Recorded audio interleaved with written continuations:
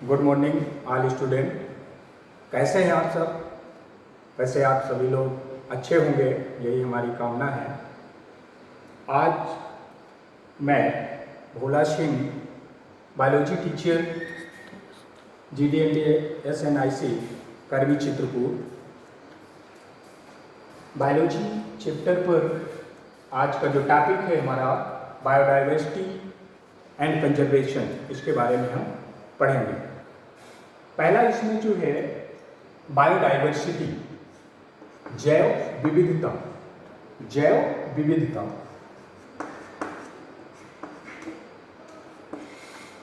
जैव विविधता मतलब दो शब्दों से मिलकर बना है, जैव और विविधता। तो जैव का मतलब हुआ लाइफ, जीवन। विविधता का मतलब हुआ डिफरेंशिएशन, मतलब जितने जीव हैं जिनमें जीवन पाया जा रहा है, उन जीवों के मध्य आपस में जो अंतर पाया जा रहा है। पेड़ पौधे हो गए, उनमें भी जीवन है, जंतु हो गए, उनमें भी जीवन है।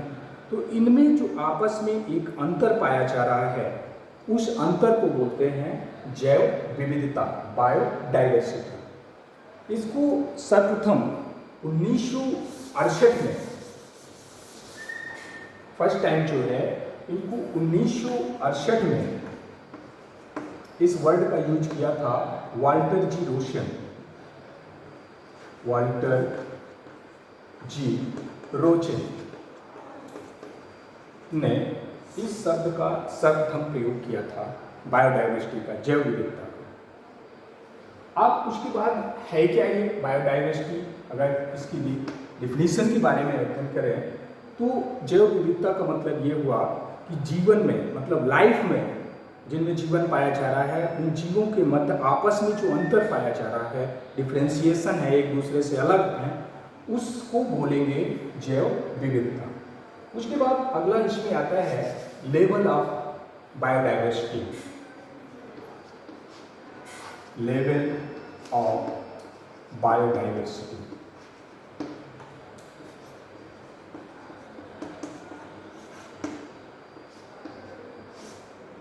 जैव विविधता के स्तर, मतलब ये जैव विविधता कितने टाइप से उत्पन्न हो सकती है, वो लेबल हो जाते हैं इसके। फर्स्ट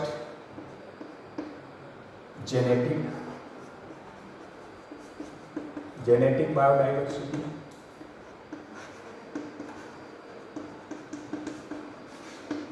सेकेंड स्पीशीज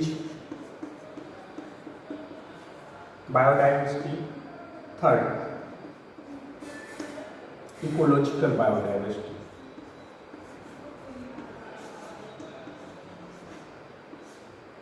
ये तो इसके 3 लेवल है।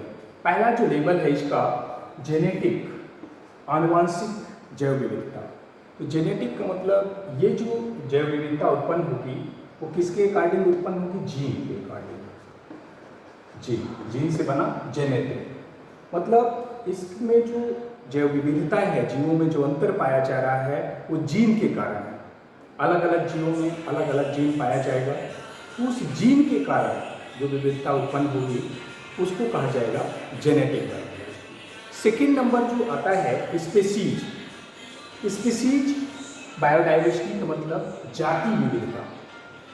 जाति विविधता का मतलब कोई भी क्षेत्र है, उस क्षेत्र में जितनी भी जातियां पाई जा रही हैं, चाहे वो पौधे की हों चाहे जंतुओं की हैं, तो उनमें जो आपस में विभिन्नता है, अंतर है, वो कहलाएगी जाति विविधता, स्पीशीज। थर्ड नंबर जो है इकोलॉजिकल। इकोलॉजिकल या पारिस्थितिकी किसको बोल सकते हैं? तो इस डाइवर्सिटी में क्या होगा? एक पारिस्थितिक तंत्र होगा। एक पारिस्थितिक तंत्र, चाहे वो जल पारिस्थितिक तंत्र हो, चाहे घास के मैदान का पारिस्थितिक तंत्र हो, चाहे वन का पारिस्थितिक तंत्र हो, तो उस पारिस्थितिक तंत्र में जितने भी जीव पाए जा रहे हैं उनमें आपस में क्या है? अंतर है। मान लीजिए किसी जलीय विविधता को देखा जाए, जलीय इकोसिस्टम को, मान लीजिए तालाब को मान लेते हैं, तो इसमें कई स्तर आएंगे। ठीक, इसमें प्लैंकटन पाया जाएगा, फिर छोटे पौधे पाए जाएंगे, फिर उससे अर्धप्लावी पौधे पाए जाएंगे, फिर प्लावी पौधे पाए जाएंगे, फिर उसके बाद इसमें जीव पाए जाएंगे, छोटी मछलियाँ पाई जाएंगी, बड़ी मछलियाँ पाई जाएंगी। तो ये जो जितने भी स्टेप इसमें आ रहे हैं, ये सब स्टेप एक दूसरे से क्या है, डिफर है, अलग है, इनमें अंतर पाया जा रहा है, अलग अलग है, विविधता उत्पन्न हो रही है। तो वो विविधता कहलाएगी इकोलॉजिकल या पारिस्थितिक विविधता। से तीनों समझ में आ गया होगा, genetic biodiversity, species biodiversity, ecological biodiversity. Genetic मतलब किसके अकॉर्डिंग होगी, जीन के कारण। स्पेसीज मतलब जातियों में आपस में जो विभिन्नता पाई जाएगी। इकोलॉजिकल मतलब पारिस्थितिक तंत्र। ठीक, उसके बाद इसमें आता है मैपिंग।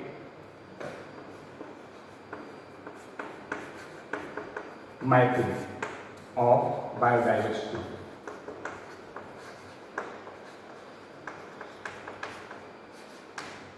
इसका मापन कैसे किया जाएगा, ये जो जैव विविधता है इसका मापन कैसे किया जाएगा, कैसे मापेंगे हम इसको। तो मापने के लिए इसकी 3 स्टेप हैं।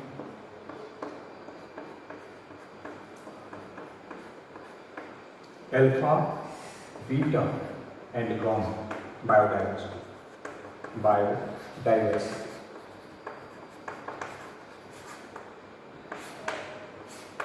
अल्फा बायोडाइवर्सिटी मतलब इसका जो मापन है अल्फा बायोडाइवर्सिटी का, तो कोई एक क्षेत्र है, उस क्षेत्र में कोई एक क्षेत्र हो गया, किसी भी क्षेत्र को ले लीजिए, उस क्षेत्र में विभिन्न प्रकार की जातियां पाई जाएंगी, चाहे पौधे की हों, चाहे जंतुओं की हों, विभिन्न प्रकार की क्या पाई जाएंगी, जातियां पाई जाएंगी। तो उन जातियों में जो विभिन्नता पाई जा रही है उसका मापन क्या कहलाएगा, अल्फा बायोडाइवर्सिटी। उसके बाद दूसरा जो आता है बीटा डाइवर्सिटी। तो इसमें क्या करना है, तुलना करना है। बीटा में क्या करना है, तुलना। बीटा मतलब बोध, बोध का मतलब दो, मतलब अलग अलग क्षेत्र हैं, 2 अलग अलग क्षेत्र हो गए। उन क्षेत्रों में पाई जाने वाली विभिन्न जातियां हो गई, इसमें भी पाई जा रही है, इसमें भी पाई जा रही है। ठीक, अब दोनों की अगर तुलना की जाए तो किसी एक क्षेत्र में अधिक विविधता देखने को मिलेगी और किसी एक क्षेत्र में कम विविधता देखने को मिलेगी। मान लीजिए ठंडे प्रदेशों में है, ये ठंडे प्रदेश का क्षेत्र है, तो ठंडे प्रदेशों में बायोडाइवर्सिटी जो जैव विविधता है वो कम होती है, और जो समतल या घन क्षेत्र वाले हैं वहाँ पर जैव विविधता अधिक पाई जाती है।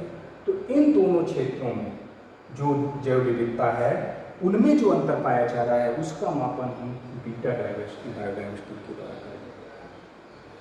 उसके बाद आ जाता है गामा। गामा का मतलब ये है कि गामा के अंतर्गत पूरा एक पारिस्थितिक तंत्र होगा। गामा के अंतर्गत गामा बायोडाइवर्सिटी जो होगी उसके अंतर्गत पूरा एक क्षेत्र होगा, पारिस्थितिक तंत्र होगा। उस पारिस्थितिक तंत्र में जितने भी जीव पाए जाएंगे, छोटे पौधे से लेकर के छोटे जीव, फिर बड़े जीव, जंतु, बड़े पौधे, उनमें जो विविधता मापने की क्रिया होगी वो गामा के द्वारा की जाएगी। तो alpha biodiversity, beta diversity and gamma, तीनों आई गेस समझ में आ गया हो गया कि अल्फा के अंतर्गत क्षेत्र एक है, जातियां कई हैं, उनका मापन किया जाएगा। बीटा में क्या है, 2 अलग अलग क्षेत्र हैं, उन दोनों क्षेत्रों के बीच तुलना कराई गई। उस तुलना में किसी एक क्षेत्र में अधिक विविधता होगी और दूसरे क्षेत्र में उससे कम होगी, उसको बीटा। और गामा में क्या है, एक पूरा पारिस्थितिक तंत्र में पाए जाने वाले जीवों के बीच विविधता का अध्ययन किया जाएगा। ठीक, समझ में आ गया होगा ये। उसके बाद इसका अगला टॉपिक आता है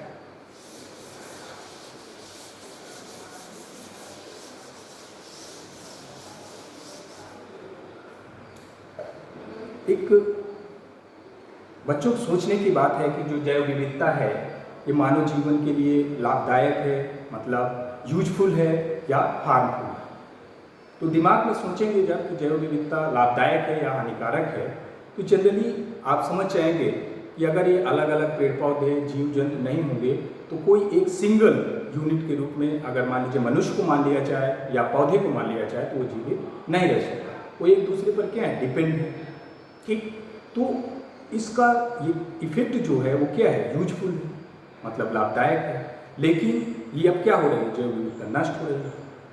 क्यों नष्ट हो रही है, उसका कारण क्या है? तो अगला टॉपिक आ जाएगा लॉस ऑफ बायोडाइवर्सिटी।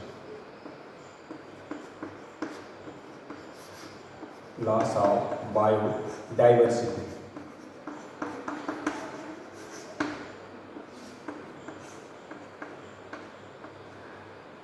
मतलब जैव विविधता की क्षति। क्या कारण है उसके? तो कारण जो लॉस ऑफ बायोडाइवर्सिटी है, जैव विविधता का क्षरण जो कहा जाएगा, तो विभिन्न प्रकार के जो पारिस्थितिक तंत्र हैं उनमें से कुछ जातियां समाप्त हो रही हैं। तो समाप्त होने के कारण वो जैव विविधता कम हो गई। तो उसका कारण क्या है, क्यों जैव विविधता कम हो रही है? तो उसके कारण के बारे में अध्ययन करेंगे। कॉजेज ऑफ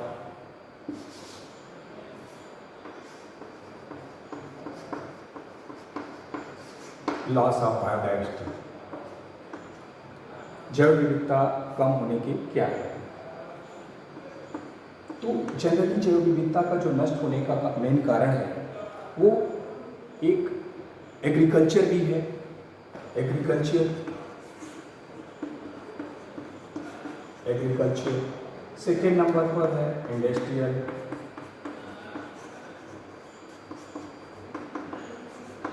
थर्ड नंबर पर है ओवर एक्सप्लोजिंग,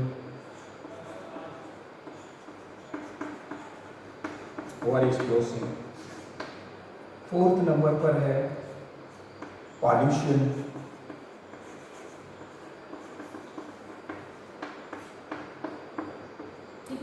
तो एग्रीकल्चर इसके कारण क्यों जैव विविधता नष्ट हो रही है? तो जनरली जो है, जो जनसंख्या वृद्धि हो रही है, दिन प्रतिदिन जनसंख्या में वृद्धि हो रही है, तो उस जनसंख्या में वृद्धि, जितनी जनसंख्या बढ़ गई तो उसके लिए भोजन चाहिए। भोजन कहाँ से मिलेगा? खेती के द्वारा। ठीक है, तो अधिक जनसंख्या बढ़ने के कारण अधिक अनाज की आवश्यकता होगी। अधिक अनाज पैदा करने के लिए अधिक खेती करने योग्य भूमि की आवश्यकता होगी। तो लोग क्या करते हैं, जो पेड़ पौधे हैं या जंगल हैं या जहाँ पर वनस्पतियाँ हैं, उनको नष्ट करके वहाँ पर खेती योग्य भूमि बना लेते हैं। तो खेती योग्य भूमि तो बन गई, लेकिन उसके पीछे किसका नष्टीकरण हुआ? जैव विविधता का। उसमें विभिन्न प्रकार की जातियाँ थी, पेड़ पौधों की जातियाँ थी, छोटे जीवों की जातियाँ थी, वो क्या हो गई? नष्ट हो गई। तो जैव विविधता को नष्ट करने का कारण एक क्या है? एग्रीकल्चर भी है। ठीक है, उसके बाद आ जाता है इंडस्ट्रियल रीजन। इंडस्ट्रियल रीजन का मतलब क्या है? आए दिन जो मॉडर्न युग है उसमें फैक्ट्रियां लगाई जाती हैं, उद्योग धंधों को बढ़ावा दिया जाता है। तो उन फैक्ट्रियों को लगाने के लिए क्या किया जाएगा? अधिक क्षेत्र की जरूरत पड़ती है। अधिक क्षेत्र की जरूरत के लिए वो क्या करते हैं, किसी जंगल के किनारे या किसी जंगल के अत्यधिक पौधों को काट करके वहाँ पर इंडस्ट्री लगा देते हैं। तो फैक्ट्रियाँ तो लग जाती हैं, वहाँ पर उत्पादन होने लगता है, लेकिन उसके पीछे भी बायोडाइवर्सिटी क्या हो रही है? लॉस हो रही है, जैव विविधता नष्ट हो रही है, क्योंकि वहाँ से भी पेड़ पौधों को काट दिया जाएगा। उन पेड़ पौधों पर आश्रित छोटे जीव हैं वो भी नष्ट हो जाएंगे। तो ये भी एक नष्टीकरण का कारण है इंडस्ट्रियल। ओवर एक्सप्लोशन या ओवर ग्रेजिंग,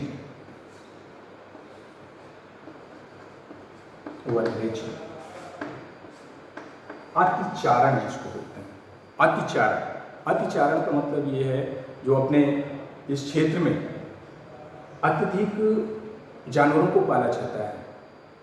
जानवरों को पालने के बाद उनको चरने के लिए काफ़ी क्षेत्र में उसको ले जाया जाता है। तो जहाँ पर वो जानवर जाते हैं तो उनके जो पैरों में पाए जाने वाले खुर हैं वो मिट्टी को क्या करते हैं? काटते हैं। ठीक है, मिट्टी को काटेंगे, उसके साथ साथ वो जानवर वनस्पतियों को खाते हैं। तो दो तरह से इसमें लॉस हो रहा है। एक तो खुर के द्वारा जो मिट्टी कट रही है तो उसमें जो छोटी छोटी वनस्पतियां हैं वो नष्ट हो जाएंगी। दूसरी तरफ जो जानवर हैं वो वनस्पतियों को खाएंगे, तो वनस्पतियों को क्या करेंगे? नष्ट करेंगे। वनस्पतियों को नष्ट करने के कारण वो भी लॉस हो रहा है, वहाँ से जैव विविधता नष्ट होगी। अगला इसका जो कारण है पॉल्यूशन, ये सबसे मुख्य कारण है इसका। पॉल्यूशन इसका जो है सबसे मुख्य कारण है। प्रदूषण, तो प्रदूषण के कारण अत्यधिक जैसे प्रदूषण हो रहा है, तो उस प्रदूषण के कारण एक प्रदूषण का मतलब क्या है, कार्बन डाइऑक्साइड की अधिक मात्रा, यानी कि कार्बन का अत्यधिक प्रतिशत बढ़ रहा है। तो कार्बन का जब अत्यधिक प्रतिशत इन्वायरमेंट में बढ़ जाएगा तो ये कार्बन क्या होता है, जो पौधों की पत्तियां हैं, पौधों की जो लीफ है, पत्तियां हैं, उसकी ऊपरी जो लेयर होती है, ऊपरी लेयर पर ये कार्बन की एक परत बन जाती है। कार्बन की एक क्या बन जाएगी, परत बन जाएगी। तो कार्बन की परत बनने के कारण उसके जो स्टोमेटा है वो भी बंद हो जाएंगे और उसमें जो क्लोरोफिल पाया जा रहा है वो भी क्या होने लगता है, नष्ट होने लगता है। रंध्र बंद हो जाएंगे, क्लोरोफिल नष्ट हो जाएगा। तो जब क्लोरोफिल नष्ट हो जाएगा तो उसमें क्या प्रभाव पड़ेगा, फोटोसिंथेसिस की क्रिया, फोटोसिंथेसिस ये क्रिया क्या होगी, बंद हो जाएगी। जब फोटोसिंथेसिस बंद हो जाएगी तो उसमें जो भोजन बनाने की प्रोसेस है वो नष्ट हो जाएगी और पौधा धीरे धीरे क्या हो जाएगा, सूख जाएगा। पौधे का सूखना मतलब उस प्रजाति का नष्ट होना, और प्रजाति का नष्ट होना मतलब क्या है, लॉस है, बायोडाइवर्सिटी लॉस है। ठीक, कुछ मनुष्यों की एस्थेटिक वैल्यू भी होती है, मतलब कुछ व्यक्ति स्वयं बायोडाइवर्सिटी को नष्ट कर रहा है। वो कैसे, मतलब लालचपन के कारण, कुछ लकड़ी के लालच, कुछ लकड़ियाँ महंगी, मान लीजिए चंदन है तो उसकी लकड़ियों को काट करके अधिक पैसा कमाना, इसके कारण वो नष्ट हो जाएगा। कुछ जानवरों की खाल है, उनके कारण उन जानवरों को नष्ट करना, कुछ जानवरों को खाने मतलब मीट के रूप में यूज करना, उनको नष्ट करेंगे, बायोडाइवर्सिटी का लॉस होगा। ठीक है, कुछ उसके बाद एक और इसका कारण होता है मेडिसिनल।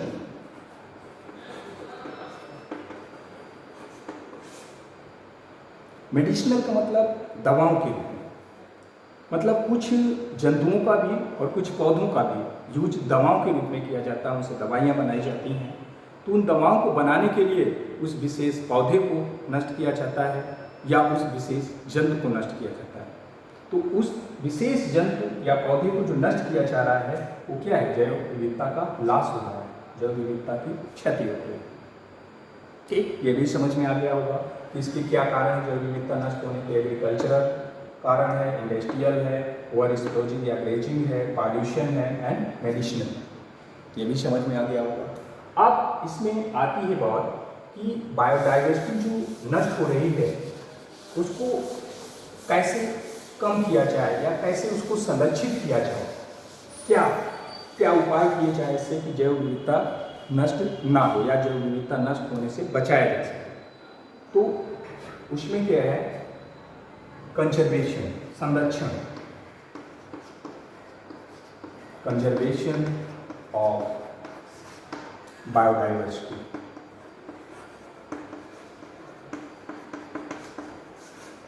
जैव विविधता का संरक्षण, जैव विविधता का संरक्षण कैसे किया जाए।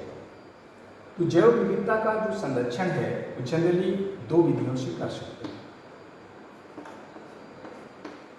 एक in situ conservation, in situ conservation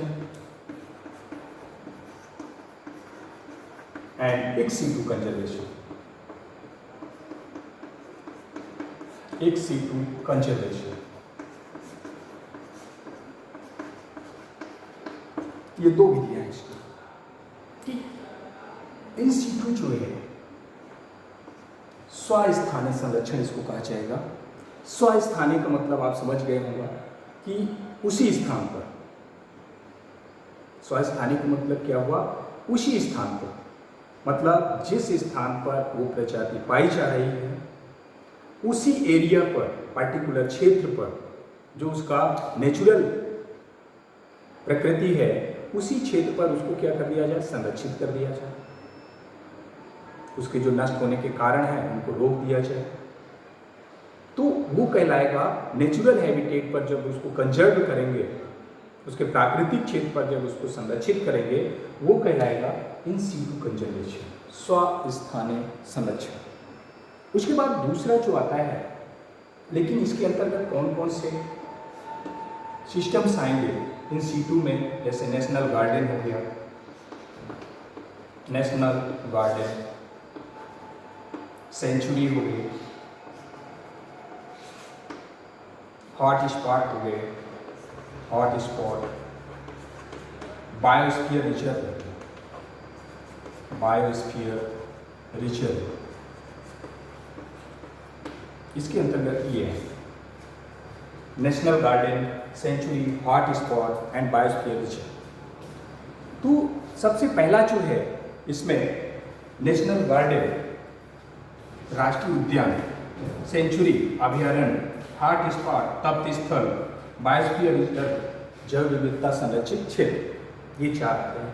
तो इसमें नेशनल गार्डन का मतलब क्या है, राष्ट्रीय उद्यान, मतलब इसमें क्या कर दिया जाता है कि किसी एक जंगल या किसी विशेष एक क्षेत्र पर उसको संरक्षित कर दिया जाता है, उस विशेष क्षेत्र को राष्ट्रीय उद्यान कहलाएगा वो। उस क्षेत्र में कई जातियाँ जंतुओं की भी और पौधों की भी उस संरक्षित रहती हैं। उन पर मनुष्यों के आवागमन पर रोक लगा दी जाती है, जानवरों को चरने के लिए रोक लगा दी जाती है और उस पर निगरानी रखी जाती है। तो ये कहलाएगा नेशनल गार्डन। सेंचुरी अभयारण्य, अभयारण्य मतलब बिना डर के विचरण, मतलब किसी क्षेत्र पर मान लीजिए सिंहों की प्रजातियां किसी उसी क्षेत्र पर ही पाई जा रही हैं, हर जगह तो नहीं पाई जाएंगी। जैसे गिर राष्ट्रीय उद्यान है, ठीक है, तो उस क्षेत्र में गुजरात में ही मान लीजिए शेर पाए जा रहे हैं, बब्बर शेर, तो उसी क्षेत्र में उनको क्या कर दिया गया, संरक्षित कर दिया गया। वो क्या कहलाएगा, सेंचुरी अभयारण्य। उसके बाद हॉट स्पॉट, हॉट स्पॉट का मतलब होता है तप्त स्थल। तप्त स्थल का मतलब इसके अंतर्गत ये ऐसे क्षेत्र होते हैं जो एक विशेष क्षेत्र है और उस विशेष क्षेत्र में ही विशेष जाति पाई जाती है। मान लीजिए सुना होगा आप लोगों ने कि हिमालय में संजीवनी बूटी पाई जाती है, तो मतलब हिमालय में ही वो पाई जाती है, बाकी किसी जगह नहीं पाई जाती। ठीक, तो किसी विशेष क्षेत्र में किसी विशेष जाति का पाया जाना और वहाँ पर उसको संरक्षित कर देना, वो क्या कहलाएगा, हॉट स्पॉट के रूप में। अपने इंडिया में दो हॉट स्पॉट हैं, eastern Himalaya and western Ghat. Eastern Himalaya और दूसरा है वेस्टर्न घाट, वेस्टर्न घाट दो हैं, पूर्वी हिमालय, पश्चिमी घाट, ये दो हैं। ये हॉट स्पॉट इंडिया में पाए जाते हैं। हॉट स्पॉट हो गया। उसके बाद बायोस्फीयर रिजर्व, मतलब जैव विविधता संरक्षित क्षेत्र। तो बायोस्फीयर रिजर्व का मतलब ये हुआ कि बायोस्फीयर जैव संरक्षित क्षेत्र, मतलब वहाँ पर जो संरक्षण किया जा रहा है उसमें लेबल बांट दिए गए। मान लीजिए कहीं पर इनको संरक्षित किया गया चीज़ों को, तो लेबलों में बांट दिया गया, 4 लेबल बना दिए गए, स्तर बना दिए गए, ये 4 स्तर हो गए। ठीक, जो बाहरी स्तर होगा इसमें मनुष्यों को जाने की अनुमति होती है, मनुष्य जा सकता है। ठीक है, दूसरा स्तर हो गया, इसमें मनुष्यों को जाने की रोक होती है, लेकिन किसी विशेष कार्य, मान लीजिए कोई परीक्षण करना है या वैज्ञानिक स्तर है कोई, उसमें जा सकता है। तीसरा क्षेत्र जो है ये वहाँ के विशेष अधिकारियों के साथ ही किसी विशेष कार्य के लिए जा सकते हैं। तीसरा जो होता है ये बीच में, ये सबसे खतरनाक क्षेत्र है, इस क्षेत्र में किसी को जाने की अनुमति नहीं होती है, ये कहलाते हैं बायोस्फीयर रिजर्व। ये भी समझ में आ गया होगा। इन सीटू कंजर्वेशन क्या है, स्वस्थानीय संरक्षण है, मतलब किसी भी जाति को उसके नेचुरल हैबिटेट पर, मतलब प्राकृतिक जहाँ पर वो पाई जा रही है नेचुरल रूप से, वहाँ पर ही इसको संरक्षित किया जाएगा इन सीटू कंजर्वेशन के लिए। दूसरे नंबर पर बात आती है इन सीटू कंजर्वेशन। एक सीटू कंजर्वेशन का मतलब बहुस्थानीय संरक्षण। बहुस्थानीय संरक्षण का मतलब उस जाति को उसके नेचुरल स्टेट से लेकर के दूसरी जगह उसको क्या किया जाएगा, संरक्षित किया जाएगा। मान लीजिए कोई पौधे की प्रजाति है उस पौधे को उसके नेचुरल हैबिटेट से लेकर के अनदर किसी हैबिटेट पर जो आर्टिफिशियल हैबिटेट दे करके उसको क्या किया जाए, संरक्षित किया जाए, तो वो कहलाएगा बहिस्थानीय संरक्षण। मतलब उसको नेचुरल हैबिटेट से अलग करके दूसरे स्थान पर उसको संरक्षित किया जाए, वो कहलाएगा एक सिटू कंजर्वेशन। इसके अंतर्गत जैसे आ गया जू, gene bank.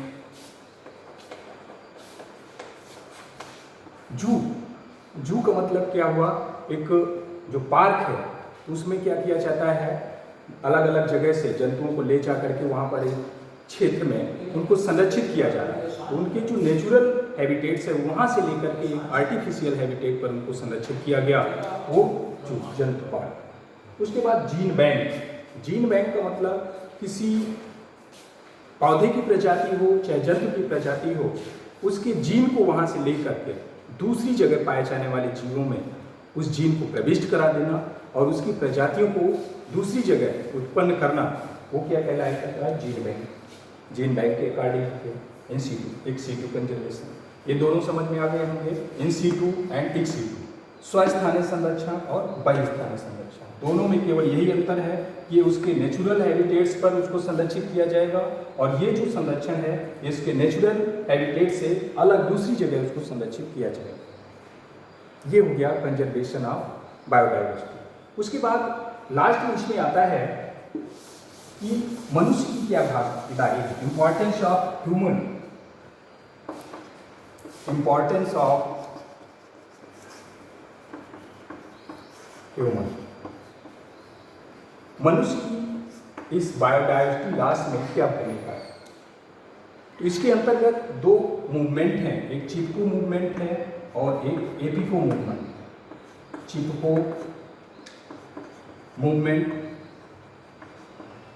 And Appiko movement.